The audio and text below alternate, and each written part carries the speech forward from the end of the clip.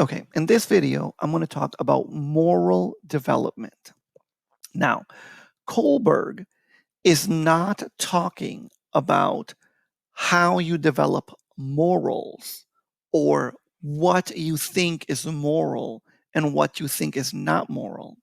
What we're focusing on is how you develop the mental ability to have morals.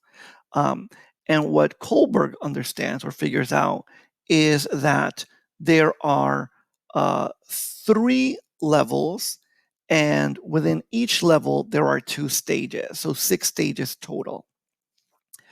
At the pre-conventional level, you are a child, usually in infancy and early childhood. By the conventional stage, you're probably in late childhood and maybe even into your preteens. And by the time that you are in high school, especially later on in high school, you should have the ability to enter the post-conventional stage. However, most research suggests that people don't actually enter the post-conventional stage unless they are or have the mental ability to be a little bit smarter. Uh, Without that, it sort of prevents you from entering post-conventional stage. And in fact, when we talk about most people on the planet don't enter post-conventional stage. So what are these differences? Well, for the pre-conventional stage, the 2 stages are obedience and self-interest. So what does that mean?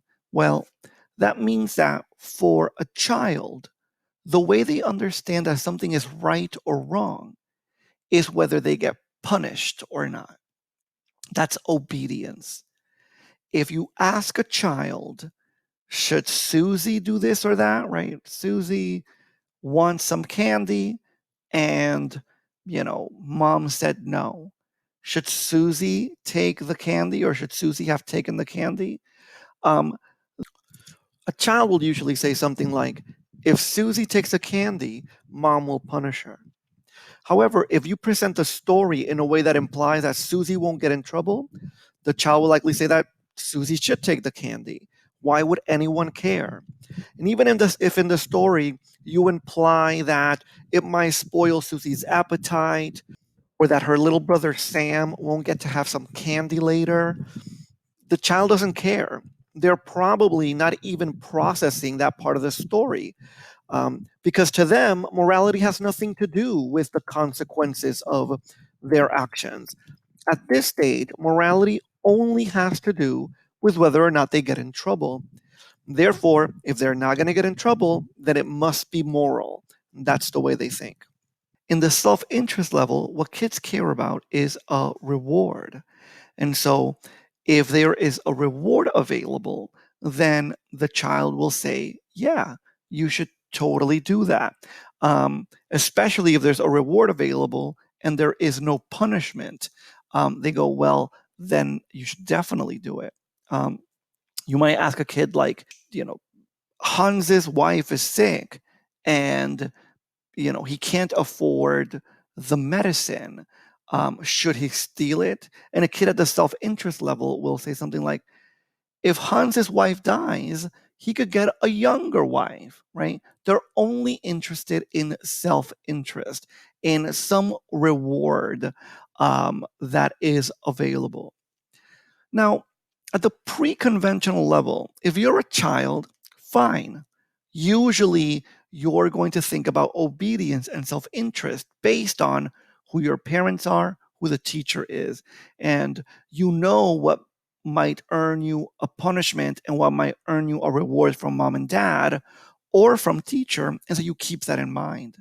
The problem is that as soon as you're a little bit older, even if you're like a 3rd grader or a 4th grader and you're at the pre-conventional level, you're going to start getting in trouble a lot. Why?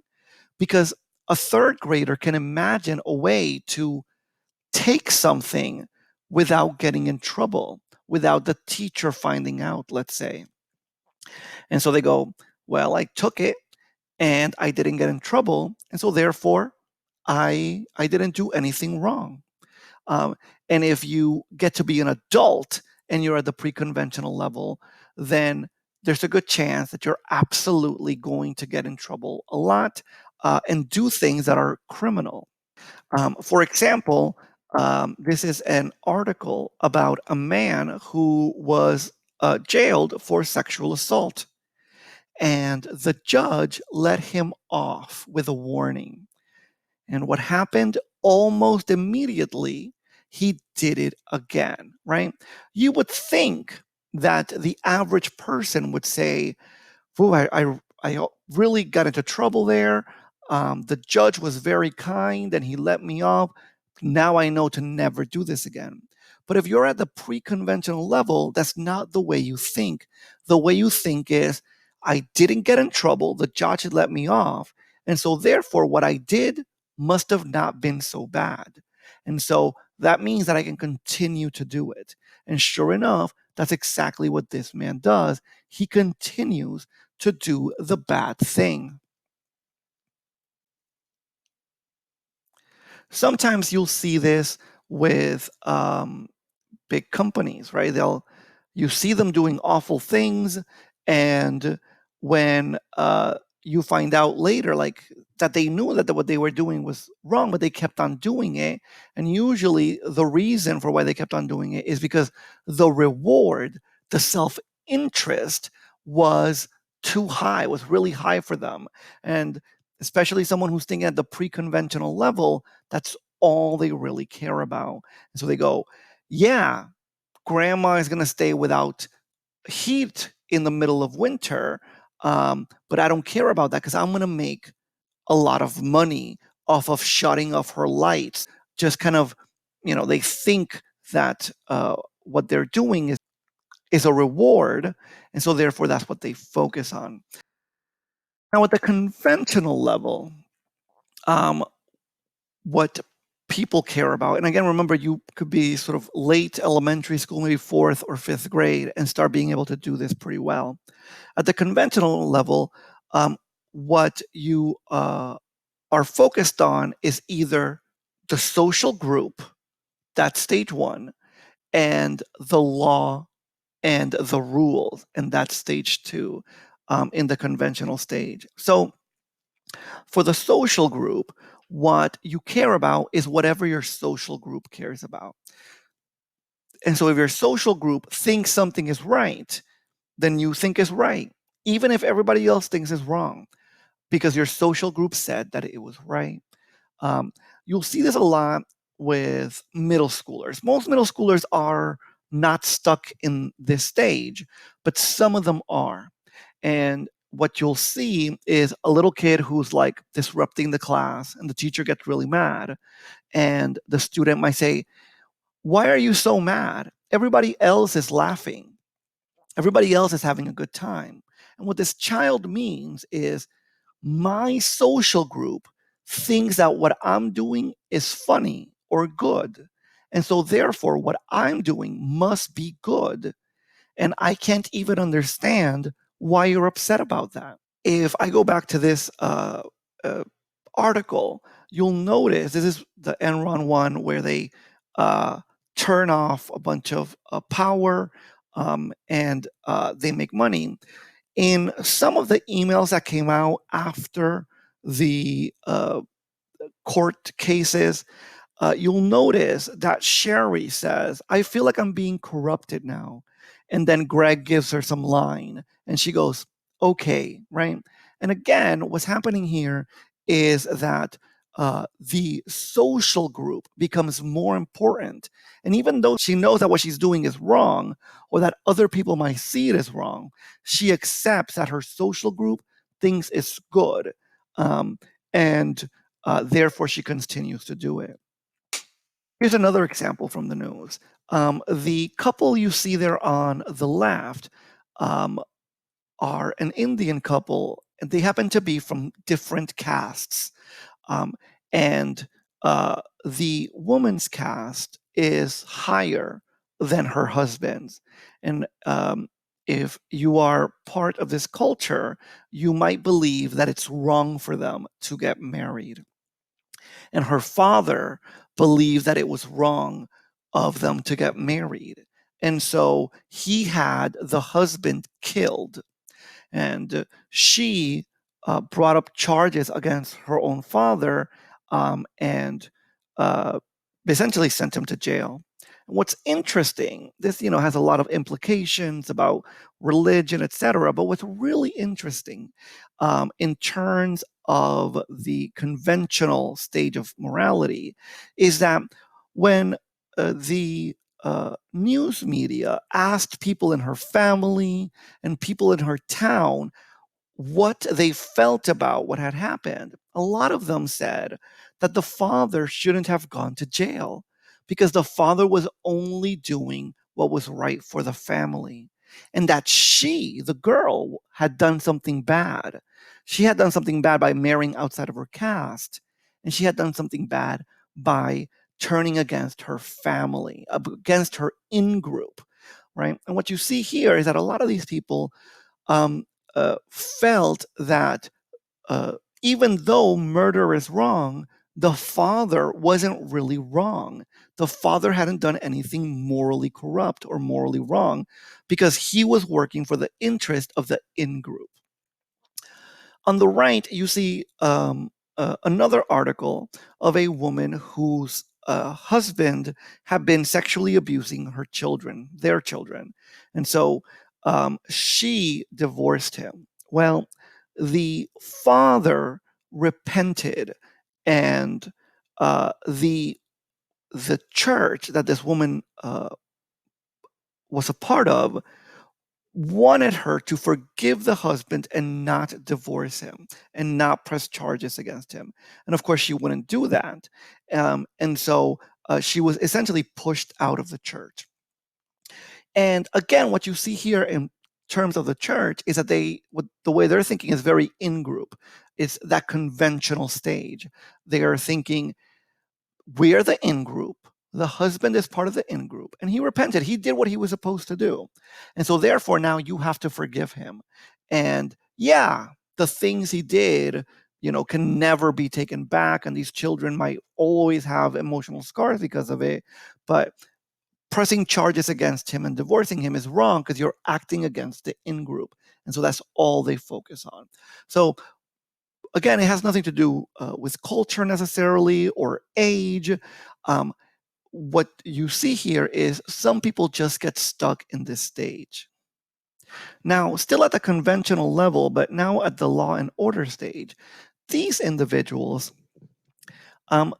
don't really see the world in terms of um, instances or scenarios or why something is happening. They only focus on the law and the order. Um, who is in charge? Who is the moral authority? And whatever they say or whatever the law is, that's what's right. Um, and so these people, even though they're still at the conventional level, they probably don't get in trouble a lot because they're going to follow the law the way the law is written. But every once in a while, they will do things or say things that, if you happen to be at the post conventional level, you might find very weird. And I'm going to give you some examples here.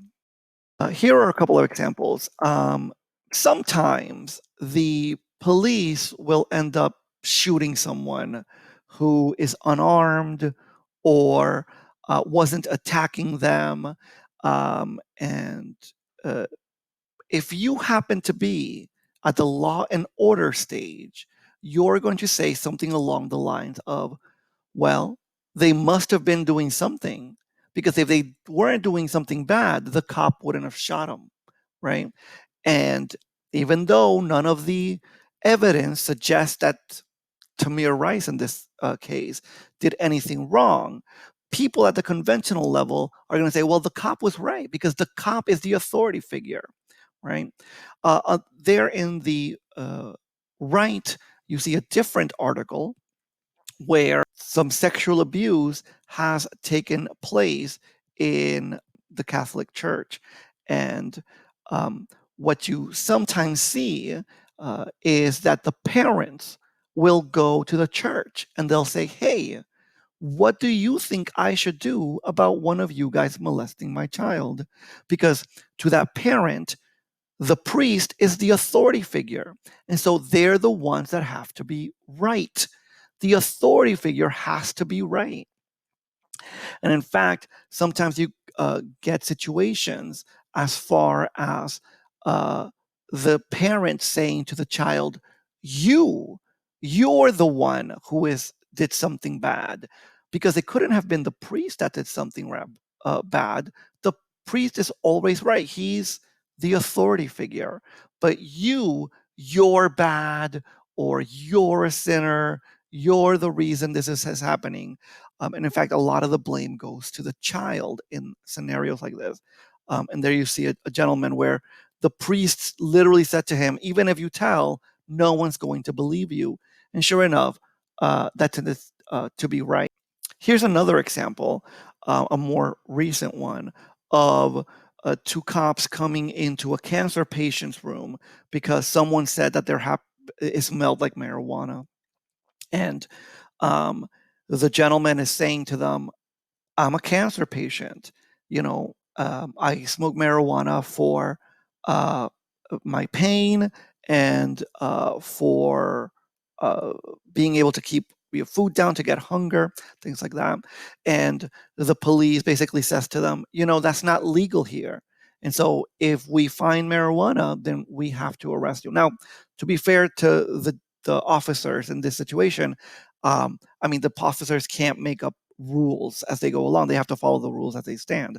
But what you see here is an example of the law being more important than the situation, where if you happen to be in the next level at the post-conventional stage, you're going to say things like, yeah, the situation here, the fact that he has cancer is more important than this law about drug use.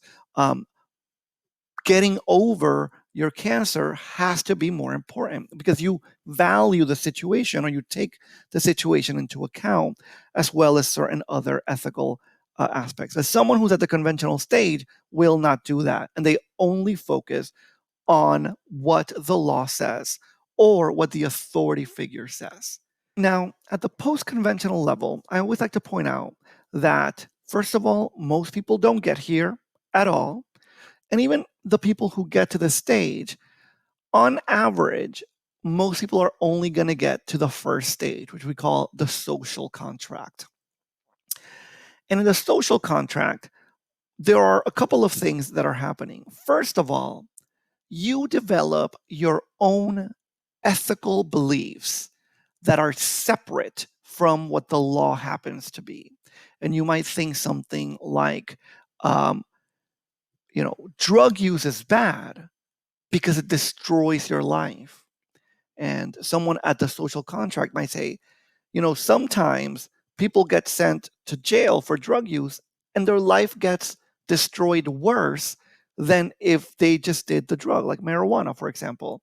And so therefore, the jail time is worse than the actual crime that was committed.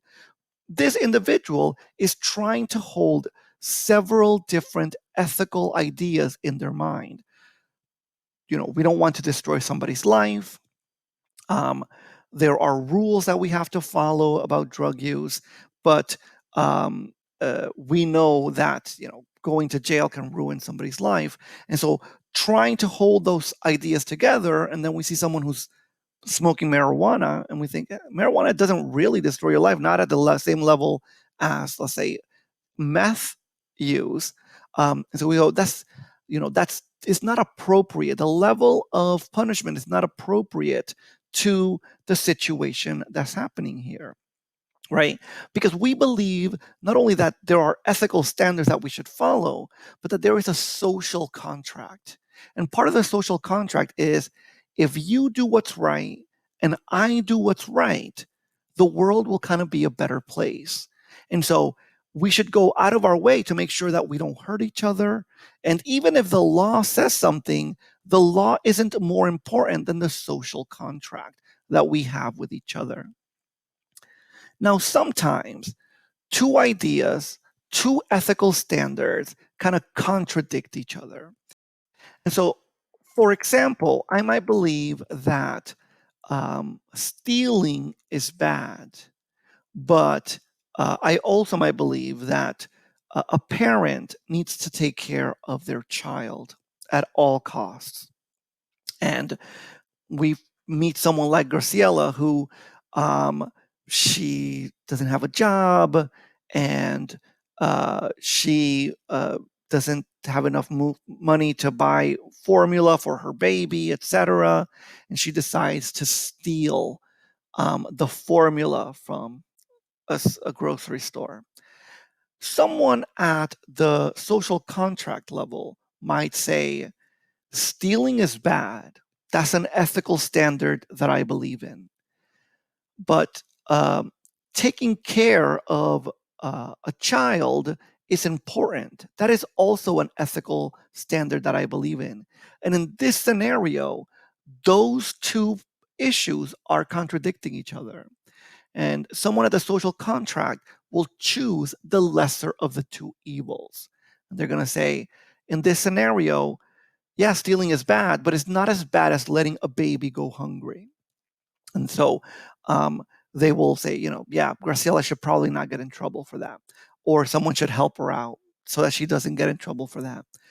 But just as easily, they could come to the opposite conclusion. They might say, yeah, of course you have to take care of a baby, but it's not okay to steal. And so in this scenario, uh, Graciela has to find a different way of taking care of her baby. And so again, two people who are trying to think of the world sort of justly might come to two separate conclusions about what Graciela might do and what the ethical or moral implications are of her actions.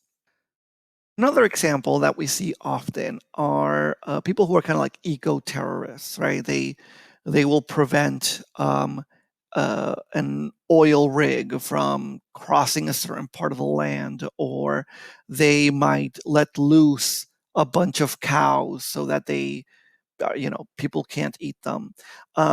And again, these individuals have standards, have ethical standards that they believe in, but they choose the one that they think is the least evil.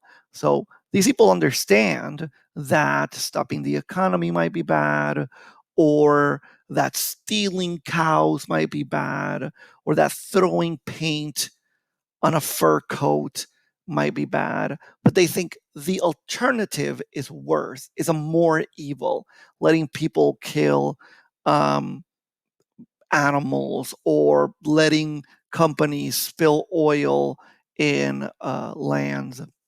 And so they go, well, we're going to do this bad thing because it's the least of the two evils.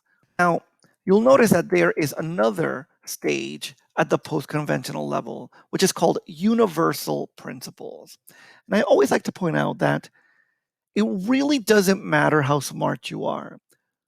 The average person does not reach this, not naturally.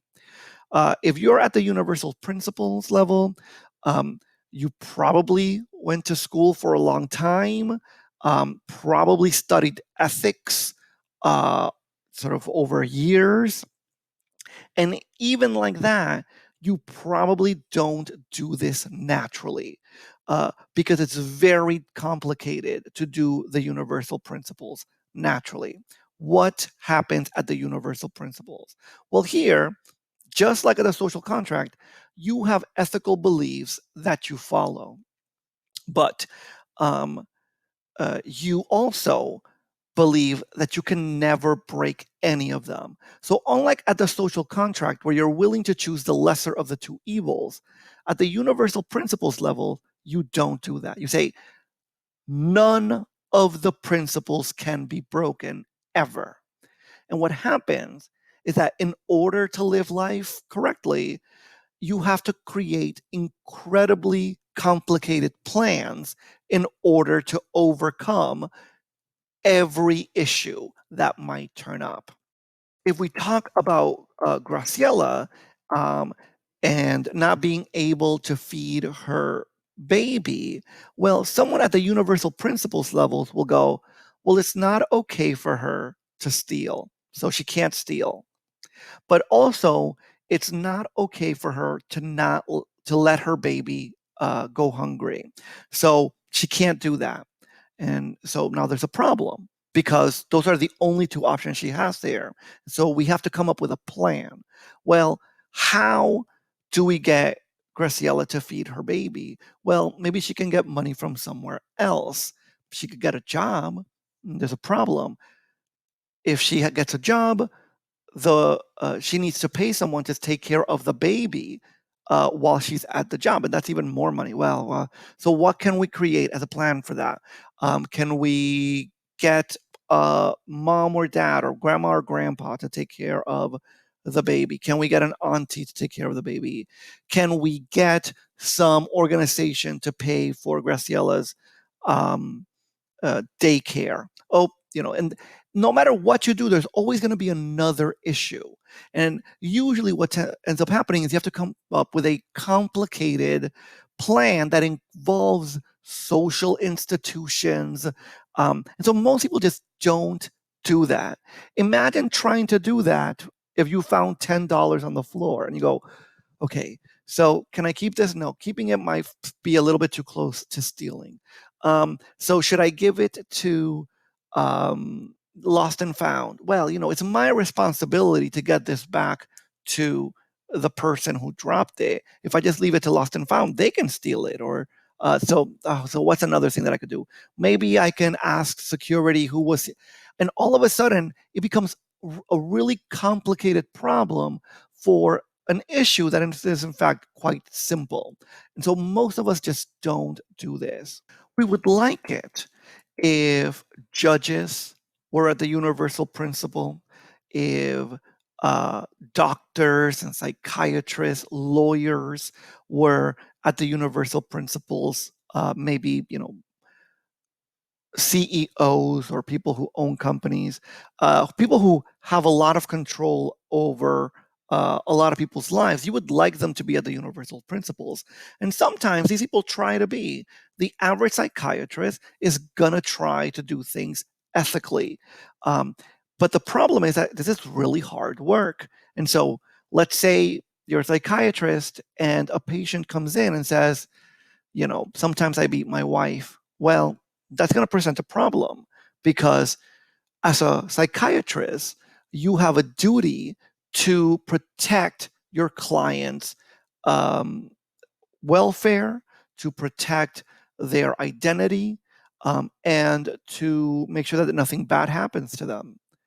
But it's also wrong to let your client go home and beat his wife. That is also unethical. And so now you have a problem there. And so you have to figure out how you can make sure that this man doesn't beat his wife, but also that you protect him as a client. If you were at the social contract, it'd be really easy. You just say, hey, you know what? Screw this guy. He's beating his wife. That's more important. And I'm going to call the cops on him. But at the universal principles level, that becomes very difficult.